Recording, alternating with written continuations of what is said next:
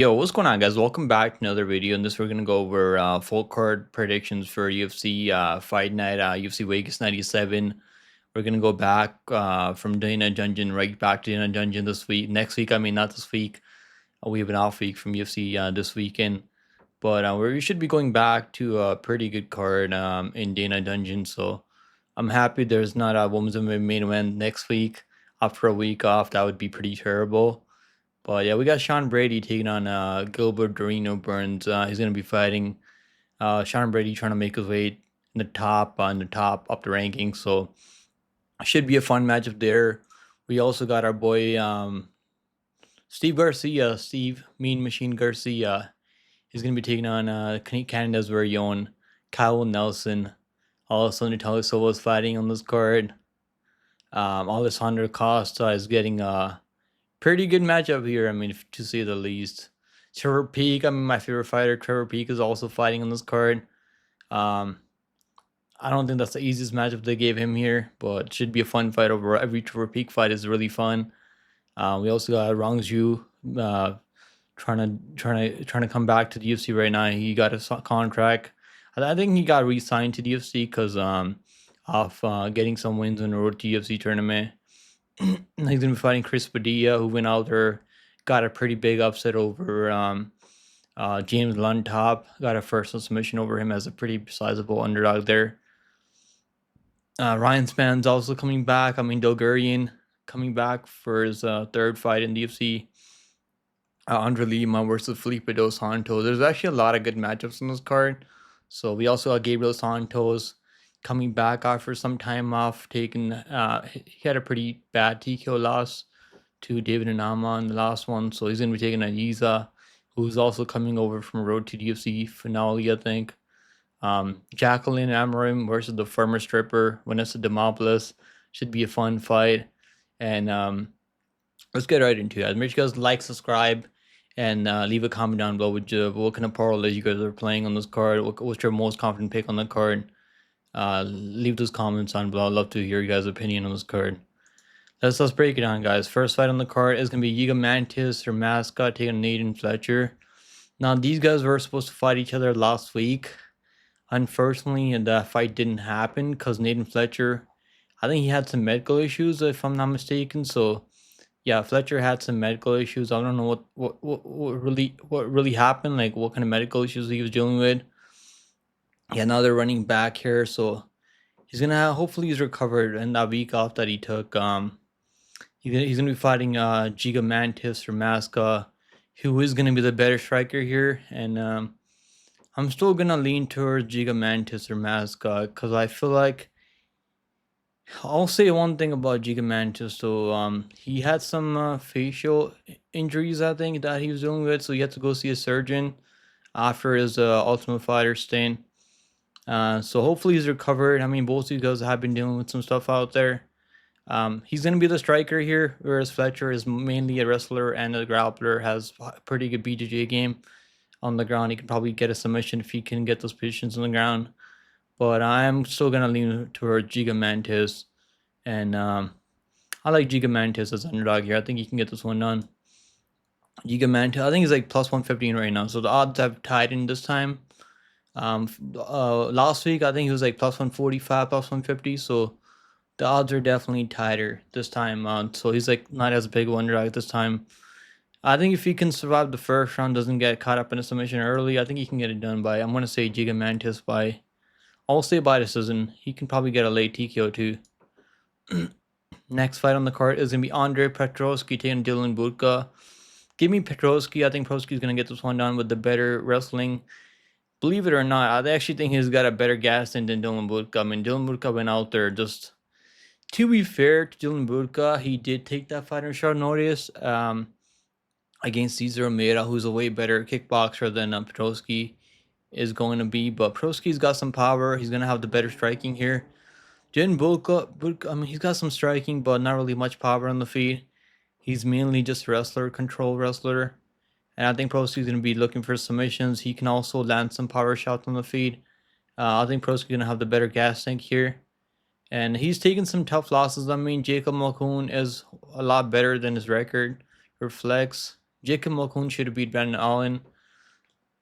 That was a pretty bad decision, I mean. And obviously got starched by Michel Pereira. I think he took that fight on short notice, like super short notice, and obviously didn't work out for him there. But I think he's gonna bounce back here. He went out there, beat Jaws Frem. We picked Petroski there over Frem. I think Frem's pretty horrible. I don't think he should be fighting in the UFC overall.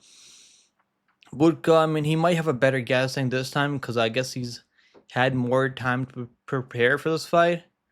I don't think Petroski gonna finish him. Is he gonna get a submission? I mean, if Budka really gasses in the second on, maybe Petroski can put him away with ground and pound. I feel like it's going to be just these guys trying to grapple each other. It's going to be just control, who gets more control in each round. Whoever lands some damage. I think Rose is going to be up to land more damage out there. Now Dylan Budka, I mean, he did have a really close fight with Asmat Bikoyev. Yeah, that was a 5-round main. I think that was a 5-round main event, by the way. So Asmat versus Bikoyev. I don't know if he's fighting in the American Series this year, later this year, but he's LFA champion right now at a middleweight. So that's honestly not even a bad loss. It was a pretty close fight. I thought Asmat clearly won that fight by being the better striker and the better wrestler. But he was taking down Asmat Bikoyev though. But I've been over Vol Skulls, who couldn't get it done on the Contender Series on week 1. I think that was week 1 of Contender Series this year. So he's got some good wins. I mean, but I think Petroski should be solid. He should be the better wrestler with the more experience in UFC. Also been fighting the way better guys in the UFC. I mean, he dealt with the Gerald Mearshart pretty well. And Mearshart has way better BJJ than Dylan Budka is going to have here. I'm going to go Petroski by decision, maybe like a late submission or something. I could see him getting a late submission too. Dylan Budka gets really, really, really tired. I'm not saying Petroski has the best gas tank either, but I think he should have the better gas tank in this one. This fight for sure. Next fight on the card is going to be Jaqueline Amorim taking on Vanessa Demopoulos. My favorite stripper, Demopoulos. So Demopoulos is out there. I mean, she's got a pretty good record in the UFC. But if you go take a look at her wins and losses, I mean, that Ducote fight was really close. I'm not even gonna say it was a robbery because Ducote really didn't do a lot out there, and Demopoulos striking looked a lot better out there. Maybe Ducote's striking is overrated, which could be the case. And yeah, even that Kanako Marotte, I don't think she won that fight. I mean, but I guess based of damage, I mean, like Kanako, I think Kanako had like over 10 minutes of control, like 5 or 6 takedowns. Well, she wasn't really doing anything with those takedowns. It was mostly just control, and Demopoulos was actually landing some elbows off her back, being more busy off her back out there, doing more damage. So they gave her that unanimous decision win. Even though like a lot of people think she shouldn't have won that fight. So she's definitely scrappy out there. I think this is a bad matchup for her. I think Amorim's got a way better BJJ. She's going to be a lot bigger out there. Her striking, I think she's actually got more power on the feet. Demopoulos was like, her striking looked a lot better out there. She's actually throwing head kicks, elbows, I mean, kicks to the body. Like, she's definitely getting better, even though she's 35 years old. I think Amorim should cover here. I'm gonna go Amorim by. I think she can probably finish her. I mean, on the ground, Demopoulos was pretty tough. I'm gonna say Amorim gets it done. I think she can lock in the submission. Demopoulos is really tough though. I mean, she hasn't been subbed in UFC. I mean, the only time I've seen her get subbed was that which fight was it? That girl that fought Jasmine Jaswis, I think recently.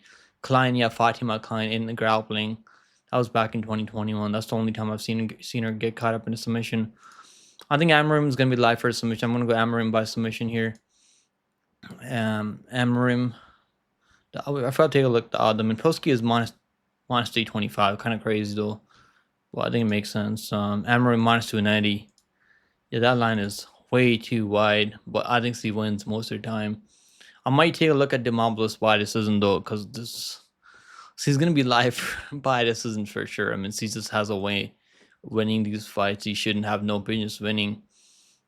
So I told you guys even that Ducote fight that take a look at her Demopoulos by decision. She could very well win this fight, and she went out there and won that fight. It was plus 500 Demopoulos by decision her last fight. So I'm sure that decision is gonna be like plus 300, plus 400. It'll be at least plus 400, I think. I think Amorim's gonna win, though. I'm pretty confident Amorim wins this fight. Next fight on the card, we got Gabriel Santos taking on Yizha. I think Santos is gonna win this fight. I'm pretty confident Santos here. Now Santos has been taking some tough losses out there. He lost to David Nama. He was actually like out grappling David Nama in the first round, but then just started swinging in the pocket with David Nama, who's got a lot of power, and Nama's pretty big for the weight class, by the way. I think Nama could be fighting at like lightweight. To be fair, the guy's like 5'11" with the 74-inch. I mean, the guy's pretty big. I don't know how he makes 145. And obviously got knocked out with a crazy uppercut in the pocket. It was a pretty vicious KO loss. But I've liked that he's taken some time off. Now he was dealing with injury. I mean, so I guess hopefully he's recovered from that injury. He's taken over a year off here, and I think this is actually a good matchup for him. Yizha is not really known for his striking. He's more known for his grappling and patient pressure.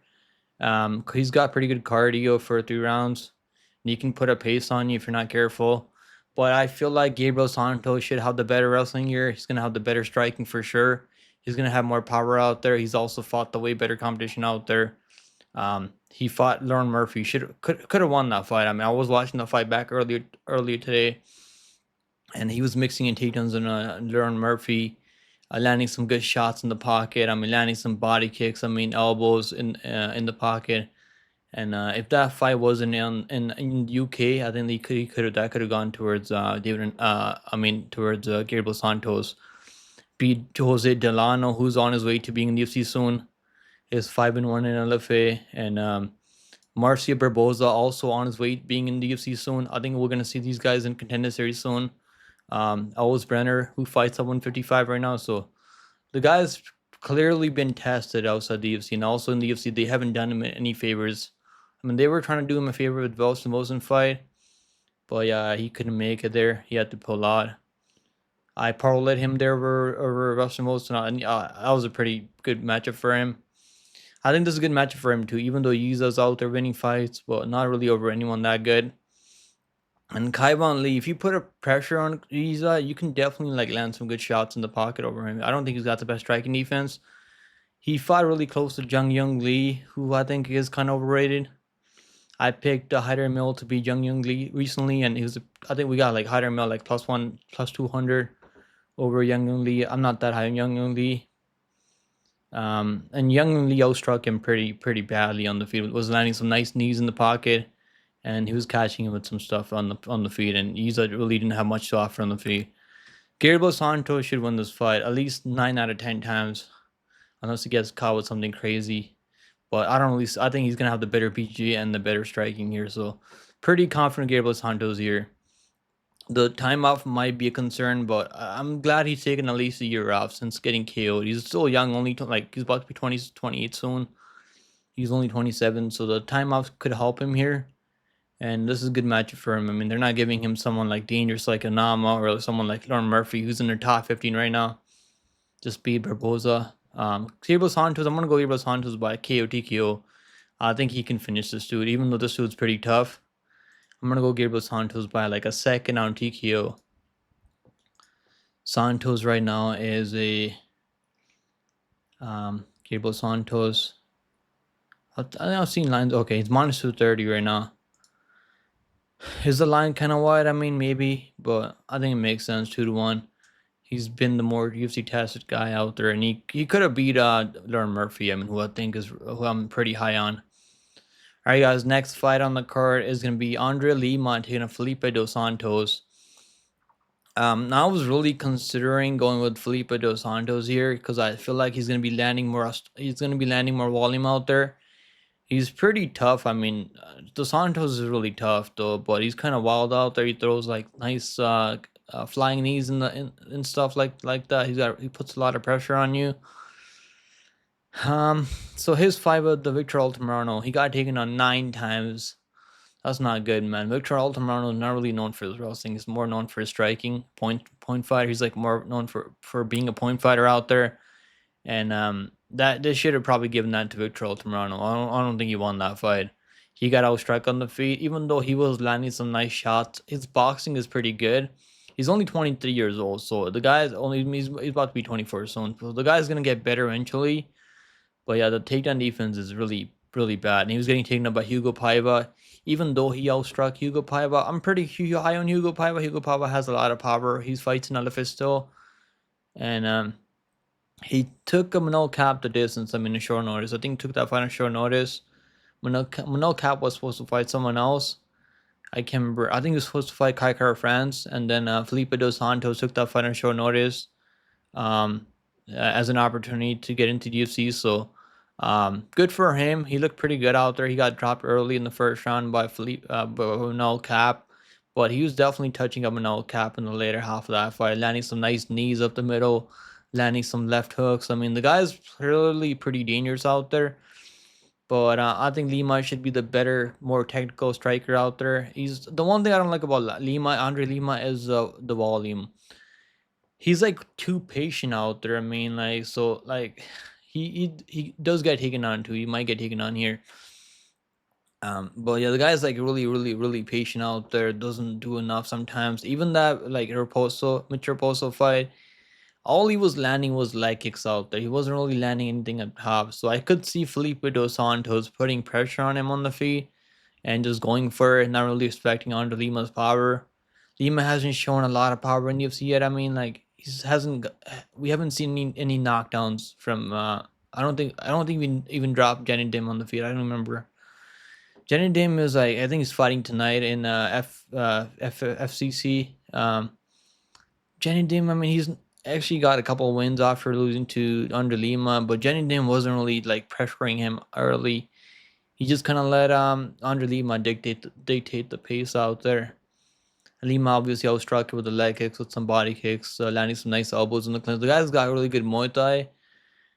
I think he's gonna be the better counter striker, and that's what he does. He's a really good counter striker, and hopefully he doesn't miss weight this time. Because if he misses weight this time, they're probably gonna move him up to bantamweight.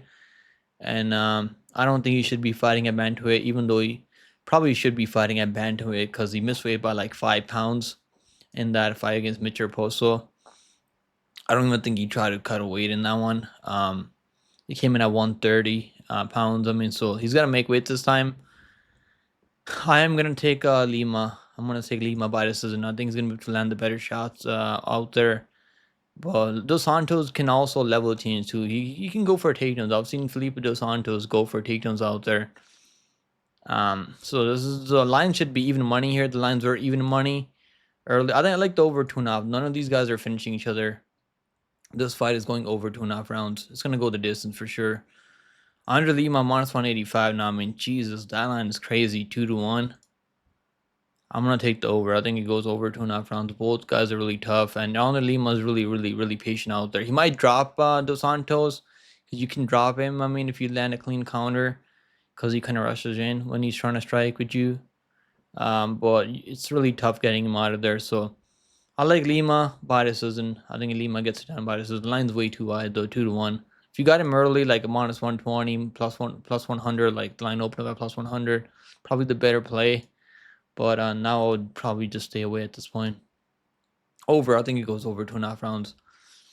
All right, guys. Next fight on the card, we got Eyes of Dulgarian taking on Brendon Marotte. I'm sure you guys have probably seen the lines. I was watching tape and I was like, bro, like Dulgarian should roll here. I mean, this should be an easy first round submission or ground and pound for Dulgarian. He's getting this one done. I don't really need to do a much breakdown, but I'll give some credit to Brendon Marotte though.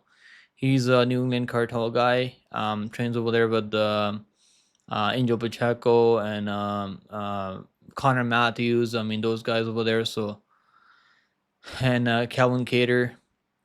He made his debut at 155 against Terrence McKinney. I mean, McKinney is dangerous. We know how dangerous McKinney is. McKinney has done the same thing to guys like Ferwola and some other guys out there, and he almost did that same thing to Dober in that first round. I mean, so McKinney is obviously really dangerous, and that was at 155, and no way Brendon Marotte should be fighting at 155. He's way too undersized up there at 155. But I think his takedown defense is going to be really tested here, and he's going to get taken on in the first round. Dulgarian's going to take him down. Now, can he finish him even if he doesn't finish him in the first round, he's eventually going to finish him, I think, with some ground and pound. Dulgarian was able to go out there and do that too from Marshall. I mean, in the first round, landing some nice wishes ground and pound. This guy's got really good grappling. He knows how to work his way to full mount, and once he gets in full mount, it's gonna be over from there. I'm gonna go Dulgarian by first round ground and pound or submission. I think submission could be a sneaky play here. Under 1.5 rounds, it's gonna go under. All right, guys. Next fight on the card, we got Owen St. Preux taking on Ryan Spann. So, have really been super disappointed with Ryan Spann. He's not really been impressing anyone. I think I'm not impressed with Ryan Spann at all. The guy is dangerous. I mean, he's got a lot of first round finishing ability. If he can't get you out of there in the first round, he kind of falls apart in later half of that fight. I mean, Owen St. Preux is 41 years old. I mean, the guy's 41, still fighting and still getting it done. I mean, he got it done over Kennedy Chukwu. That should have been 29-28. I think he won that fight clearly. I don't know why that fight was a split. He knocked down Kennedy Chukwu, who I think is chinny. Ryan Spann also I think is kind of chinny. Bro, the line's crazy for this one. Honestly, 100 for Ryan Spann. Like, who's that confident Ryan Spann out there? I think he's still, like, if he goes for it in the first round, he can put away Owen St. Preux. But I just feel like if it goes past the first round, just bet Owen St. Preux. You're gonna get some really good line on Owen St. Preux in the second round. If it goes past the first round, because Ryan Spann just kind of falls apart. His game completely just falls apart in the later after the first round. The guy's only won 2 fights in the second round. I mean, in the second, third round. I guess he's got some wins by this, I mean, but he's not really finishing a lot of people in the second half of that fight. He's lost to Bogdan Guskov. He was looking pretty good early. He got a takedown, was looking for submission. Bogdan Guskov was able to survive, and he ended that round on bottom. Ryan Spann won the first round. The second round, Ryan Spann completely looked like a different fighter out there, and he got KO'd. Anthony Smith, I mean, he almost finished Anthony Smith in the first round. Obviously, like always, his game completely fell off after the first round. Then I got outstruck by Anthony Smith in the later half of that fight, even though I think he should have won that fight, but it was going that close with Anthony Smith, who's not a good striker, is really bad. Obviously, KO'd Dominic Reyes, I mean, with the power jab. This is a really tough one. Got KO'd by Johnny Walker because he was trying to finish Johnny Walker. Then obviously he was trying to go for a takedown and ate some elbows. Oh man, I just want to pick Owen St. Preux here, but the guy is 41 years old. Guy's 41 years old. Like, is he still gonna win this fight? Like, how many more fights is he gonna win? Keep winning at 41 years old. I'm gonna go with Ryan Spann by first round KO. I think if he puts pressure on Owen St. Preux, he should be able to get him out of there. But Owen St. Preux has the more upside if he survives the first round. But I am gonna go with Ryan Spann here to get it done by first round KO TKO. Do not parlay Ryan Spann. I'm not gonna parlay Ryan Spann at all. I don't trust this dude at this line. Ryan Spann minus 355. Yeah, that line's way too off. Next fight on the card is gonna be Rongzhu taking on Chris Padilla.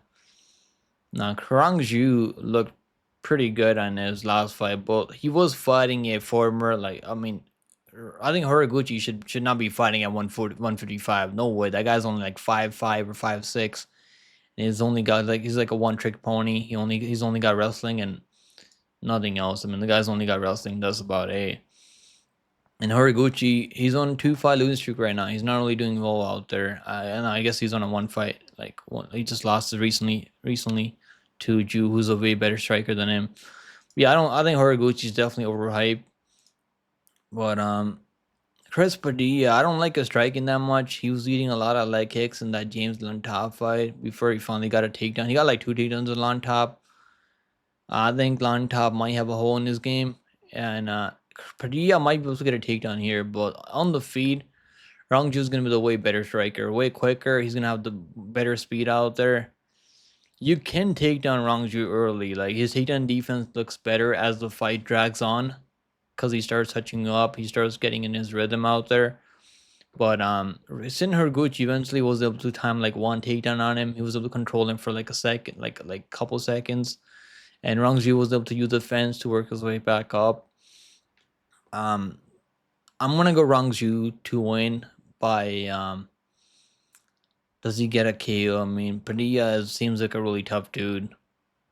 I'm gonna say Rongzhu wins this fight. He defends the takedowns and he wins this fight. He's been in DFC before. Things haven't really worked out for him in DFC. He lost to Bob Mondes. I mean, that loss is honestly not even bad. And he lost to Rodrigo Vargas in UFC back in the day. So I think he looks better right now. He's only like 21, 20 years old at the time when he was in UFC earlier, a couple years ago. So obviously he was way too young back then, way too inexperienced. Even though he's got like over 30 fights already at 24 years old. The guy's got so much experience out there. If Padilla can take his back, get that backpack position, he might be able to go for a submission. That could be a possibility out there, but I'm gonna say Rongzhu gets it done by being the better striker out there, having the better cardio, and I think he's gonna be way quicker on the feet. He's gonna be way more technical on the feet. He's really quick with those combinations, and also he'll time some knees up the middle if you get desperate on those takedowns. I'm gonna say Rongzhu gets it done by. I think he wins this fight. Rongzhu minus 278. I think he gets it done. Might be KO, might be live. I mean, even though like he's KO'd a couple people, but he should have KO'd Shin Horiguchi. I don't know how Shin Horiguchi was able to take that beating. He landed some flush knees. I mean, on Shin Horiguchi, and Shin Horiguchi was eating those knees up the middle somehow. I don't know. That guy's definitely got a chin on him. He's really tough. Eventually, Rongzhu was able to catch him in a submission and submit him in the third round. So, but he took an absolute beating in that fight. I think Rongzhu gets better in the second round. First round he might get taken down. I mean, by Chris Padilla. I think eventually Rongzhu's he's gonna be able to get this one done. Next fight on the card, guys. We got the main card of the evening. Now we got Trevor P taking Ashmouz. I was watching all the. It's always fun watching Trevor Peak fights because every time you watch fights, it's always fun watching those fights because it's crazy. Like this guy brings chaos to the octagon each and every time he's out there fighting, and he's so tough, man. Trevor Peak, like this guy's chin is crazy. Like he takes clean shots to the dome. I mean, like this guy just like takes a shot and he resets. Like just shakes it off. I mean. So the chin is like crazy tough, but he's not really technical out there. He throws a lot of punch from his hips. Like he throws a lot of hooks. He'll throw the same uppercut like 5 times in a row. He went out there and just couldn't really KO Muhammad Yahya. I mean, that was disappointing. You should be able to KO Muhammad Yahya. Muhammad Yahya is pretty terrible. I don't think he should be in the UFC. And he still won that fight, but it was like not that great. I mean, he just basically just held him against the cage for 3 rounds and just pressured him. Didn't really let him. Wasn't really trying to strike with Muhammad Yahya. He was striking with Charlie Campbell, also trying to mix in takedowns in Charlie Campbell. I think he got like 1 takedown Charlie Campbell. Charlie Campbell was able to get a reversal because Charlie Campbell is huge for the weight class and also a really good technical striker. And then he was like chopping Trevor Peak's legs away with those leg kicks. Now the question is Trevor Peak's patient pressure gonna be too much for Ashmouz? Ashmouz, I mean, his loss. To be fair to Ashmouz, he broke his arm I think he was trying to like defend a body kick with his left arm, and he broke his arm, and he still kept fighting. I mean, even though he clearly couldn't defend himself with those body kicks because he broke his left arm. Left wrist. I mean, so he still fought on for 2 more rounds for 10 minutes. So the guy's clearly really tough. Obviously, went out there and knocked out Sam Patterson, who's fighting at 170 now. Looks really good at 170. Ashmouz, I mean, he's taken over a year off now. And Trevor Peak's out there fighting. He's got like 3 fights in the last since we've seen Ashmouz out there. He lost 30-27 to Trish Duncan, and he was landing some nice spinning wheel kicks and stuff. I think he's gonna have the better striking here. He's more explosive out there. Different Trevor Peak. Trevor Peak's like really wild, really reckless out there. I'm a big fan of Trevor Peak, so do I just want to be biased out there and pick Trevor Peak because he could win this fight. I mean, he could use that size and bully this guy with the durability that he has. If Ashmouz can get him out of there early. We haven't really seen Ashmouz out there go the distance in UFC. We don't know what kind of cardio this guy has. He just caught Sam Patterson. I think he caught the kick and landed that left hook right on the dome of Patterson, knocked him out. I highly doubt that he's gonna knock out Trevor Peak. Trevor Peak was eating some clean shots from Chepe Marisco and Charlie Campbell. Charlie Campbell is pretty big dude for the weight class and has a lot of KO power, and you couldn't really put him down. I think the peak pressure is gonna be too much. Even though I was thinking about picking, Ashmouz, because the time off could be good for him, but I think that pace pressures might be too much for Ashmouz, and we haven't seen him in over a year, so that might be a concern. And we don't know much about this guy. I mean, we know he's tough, so if you think Ashmouz wins, you might as well bet him by decision because he's not finishing Trevor Peak. He might hurt him, but I don't think he's getting him out of there. And eventually, Trevor Peak's gonna just walk him down like he always walks these guys down. You're gonna have to really be busy on that. You're gonna have to land chop his legs away and hurt him badly. Trevor Peak has been losing 30-27. He lost 30-27 to Charlie Campbell, lost 30-27 to Chepe Marisco. I'm gonna go Trevor Peak. I'm too much of a fan of Trevor Peak to go against this guy. Trevor Peak right now is -130 right now. The line's been going back and forth. Give me Trevor Peak to win. Next fight on the card, we got Matt Schnell taking on Alessandro Costa. Alessandro Costa should go out there, knock this guy out in the first or second round. He's gonna get this one done. Schnell has no chin, and he's got good striking. His striking is honestly not terrible, but that striking defense is a big hole in his game, and he's taking too much damage. That flyweight getting knocked out back to back and getting finished back to back is honestly not good, not a good sign. Even that fight with Sumer Darzi, he got dropped like 5 or 6 times. I lost count how many times he got dropped in that fight. And Sumer Darzi obviously can't really grapple. The guy has no clue what grappling is. I think he still thinks he's fighting in the Muay Thai or kickboxing. And he got some. He was able to, Schnell was able to catch him with the submission because Sumer Darzi couldn't really put him away. Costa's gonna have a good enough BJJ here. He's gonna be able to stay safe from the grappling changes. He's going to be able to land the power shots. I think he's actually got a better chin. He's been KO'd before by Amir Al-Bazzi. He was actually looking pretty good in that fight with Amir Al-Bazzi. He took that fight on short notice, by the way. And he was actually having success against Amir Al-Bazzi early on, and eventually got caught with an uppercut.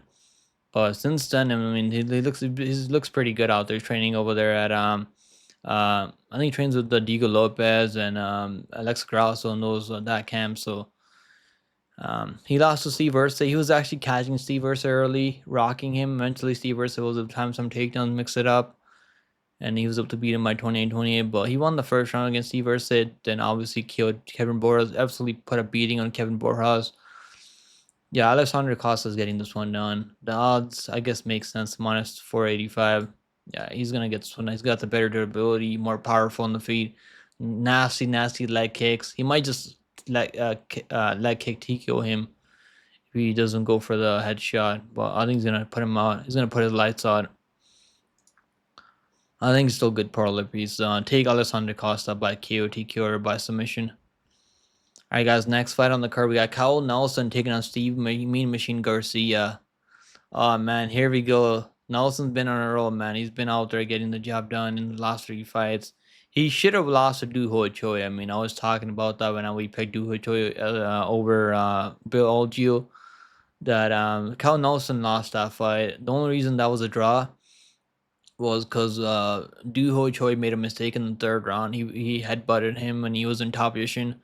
He got a point taken in the 3rd round, but other than that, he should have won that fight. And Nelson, I mean, since then, I mean, yeah, I guess he's changed some things out there in his training. Went out there, beat Blake Builder on the feet clearly. Beat Fernando Padilla, was landing some nice leg kicks. Fernando Padilla wasn't really fighting at range in that fight. He wasn't throwing a lot of leg kicks and body kicks in that fight. It was really weird. Normally, Fernando Padilla throws a lot of deep kicks up the middle. And then obviously went out there, beat Bill Algeo. But Bill Algeo, I think, is washed. I don't think Bill Algeo is I don't think he wants to fight anymore. The body language from Bill Algeo doesn't really look good out there anymore. Even though that was early stoppage, I mean, but I'm picking Steve Garcia. I think Steve Garcia is gonna send Kyle Nelson back to the Shadow Realm. Steve Garcia, man, this guy's been. I think he's got the most. I think he's got the longest KO streak in the UFC overall. Not just at featherweight. I mean, he's actually and currently in the UFC roster on any weight class. I mean, he's got the longest knockout streak. 4 knockouts in a row. I mean, knocked out Chase Hooper viciously. Knocked out Charlotte Nerdenbecky. He actually got dropped early by Nerdenbecky, but he was able to come back and get it done.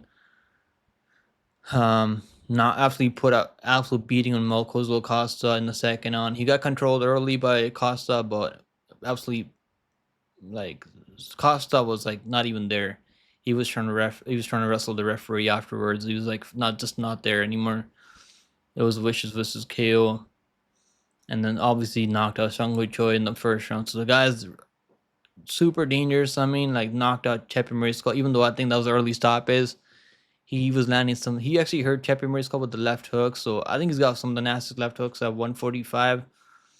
And then he got controlled by Luis Pena and back in 2020. But he got caught by Marotte. He just kind of ran into that right counter by Marotte. I think that was his no, that was his second fight, I guess. Third fight in UFC. But yeah, I think Steve Garcia, his chin. I'm not even that worried about his chin. I think his chin's pretty solid, and he might get dropped early because we've seen him get dropped in 2 fights. We've seen him get dropped in Machete fight. Obviously, they stopped that fight because he got KO'd. And he got dropped by Nerdenbecky early in the first round. Nelson's got power, so they might drop him early, but I think eventually Garcia is gonna recover and he's gonna put a beating on Nelson. I don't think he's gonna let him off the hook. I'm gonna go Steve Garcia by second on KO TKO. I think he's gonna beat Nelson the same way that Billy Quarantillo did. I mean, Nelson was having success early, then eventually the pace and pressure just kind of wore down Nelson. And Nelson might wrestle here. He might go for takedowns, which is a possibility. You can take down Steve Garcia. Not a lot of people have been able to do that to Garcia in UFC yet recently, but I've seen him get taken down by Chepe Mariscal. But Chepe has nice judo. He was able to get some judo throws on Steve Garcia, but that was back in the day. The guy looks pretty good right now. He's pretty big for 145. Give me Steve Garcia by second on KO. Alright guys, next fight on the card, we got Jéssica Andrade taking Natalia Silva. Now I was like, let me just watch all their tape. I mean, let me see if I should pick Jéssica Andrade here. The reason I'm not gonna do it because I don't think Natalia Silva is gonna be easy target for Andrade to land those power shots. And Andrade is not that technical. I don't think he's that technical. He throws a lot of hooks. I mean, it's the same thing like left hook, right hook. It's like, and he puts a lot of pressure on you. But I think Natalia Silva is gonna be way too quick for her, and she's gonna set her up. Andrade might level change, but I don't think those takedowns she's gonna get those takedowns. Because Natalia Silva has phenomenal takedown defense, and she's been fighting some pretty good wrestlers out there. Jasmine Jaswisius, who I don't think has the best BJJ, but definitely a pretty good wrestler out there. And she went out there and fought Teresa Bleda. She made some mistakes in that fight early. Like I think she was trying to go for her own takedowns in Bleda, and Bleda was up to get a reversal, control her, go for look for a submission early. But Natalia Silva, I think she learned from that fight. She definitely made some mistakes early. Then Bleda was absolutely gassed. She was really tired. Then she set her up with that spinning back kick to the face. I think it was to the neck. She set her up. It was a clean knockout. One of the best KOs I've seen in MMA. Obviously killed Victoria Leonardo. I mean, Leonardo's a can. Beat Andrea Lee pretty clearly. She went out there, beat Araujo on the feet pretty clearly. Araujo was putting pressure on her, so I think she needs to stay away from the fence. Don't let Andras put pressure on you. Don't let her get you up against the fence. That's when Andras can land those hooks, those power shots. Because Andras is gonna have more power in the pocket, I feel like. She's also got the better BJJ if she can get top position on you. She can probably make this fight a scrap, but I'm gonna go with the cleaner striker with the more high pace, with the quicker striker out there. I think Natalia also has a better gas tank. Is she gonna knock her out? I don't think she's gonna knock her out. Andrade, I mean, she makes mistakes. She might get caught with the head kick or something, because Natalia Silva is really quick on the feet. Yeah, I'm gonna go Natalia Silva by decision. Might be might be a late TQ if Andres makes a mistake and just kind of walks forward with their chin up the middle, because he definitely keeps that chin right up in the air. That's the way he got killed by Yan Xiaonan, because he's spamming that left hook over and over, just kind of walking into a right counter from Yan Xiaonan. I think Natalia Silva gets it done though. Alright guys, main event of the evening. Now we got Gilbert Dorino Burns taking on Sean Brady. I mean, what a matchup we got here, guys. Sean Brady versus Gilbert Dorino Burns. Man, Gilbert Burns is not taking easy matchups out there. This guy fought Jack Della Maddalena. My lock of the week is Jack Della Maddalena, and to be fair, I think it was 1-1, and Burns was controlling him in the third round. Obviously, then JDM was able to work his way out of that. He was able to work his way back up. Then he landed that, set him up with that knee up the middle, hurt him badly, TKO'd him, and he's taken at least 5 months off since then. But the guy's 38 years old. I mean, it's not gonna get better for Drino Burns. But he fought Bilal Muhammad. I mean, he broke his I think he broke his arm in that fight, and he couldn't really strike, but still stayed in there. Got outstruck every round. Beat Jorge Masvidal, but not finishing Jorge Masvidal is not really good. Finished Neil Magny in the first round, and obviously went to war with Chimaev. And all these fights, I mean, a lot of these guys I would pick over Sean Brady. I would pick JDM over Sean Brady. Obviously, Bilal Muhammad TKO'd Sean Brady. Even though I think those early stoppages, that fight shouldn't have been stopped. Even though Bilal was a standing TKO. I mean, it wasn't. I don't think should have been stopped. Yeah, he lost to Kamaru Usman, but he rocked Kamaru Usman early in the first round. He had Kamaru Usman on chicken. He's doing the salsa dance out there. I'm gonna Sean Brady, man. Striking, I'm not really impressed with Sean Brady striking. I think striking is still a work in progress. Now, striking was looking a lot better in that Bilal Muhammad fight. He was actually landing some good shots on Bilal Muhammad. Bilal Muhammad's pressure was crazy though. He kept walking him down, putting pressure on him. Eventually, he just wore him out with the pressure. Even though I believe it was early stoppage in that fight should not have been stopped, in my opinion. But yeah, that's his only loss to Bilal Muhammad by KO TKO. I think he's the only guy that's been KO'd by Bilal Muhammad in the UFC. I don't remember anyone else. Even I don't think. Yeah, that was his only KO win in the UFC.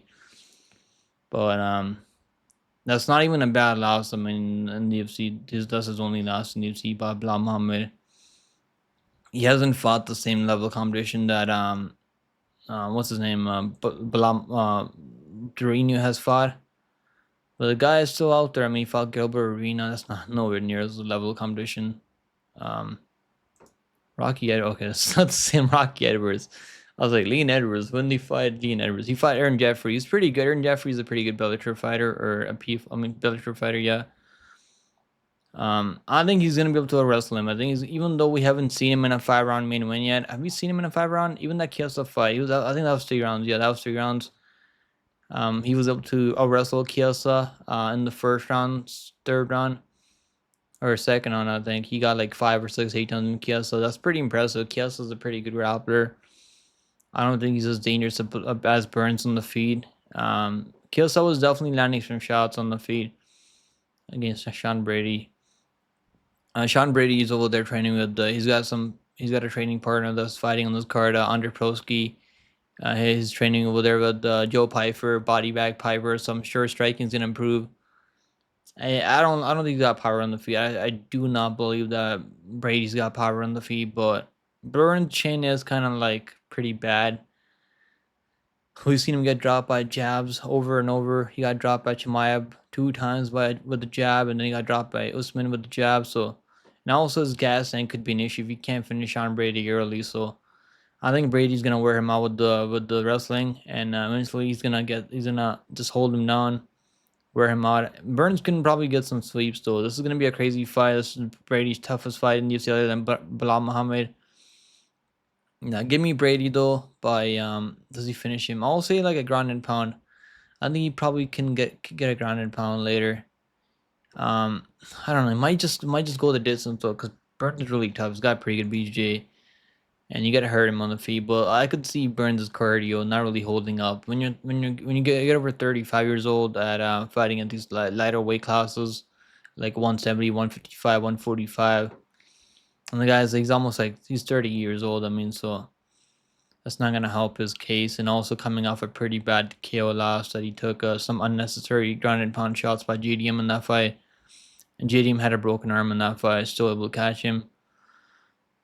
I really hope he tests Sean Brady's game out there. I want to see Sean Brady tested like Kai Brahalia was tested against Jared Cannonier. Brahalia passed the test with flying colors. Brady's only 31 years old, so he's gonna be 32 soon. So let's see how good Sean Brady really is. But I'm gonna trust that striking. I'm gonna go with the younger guy.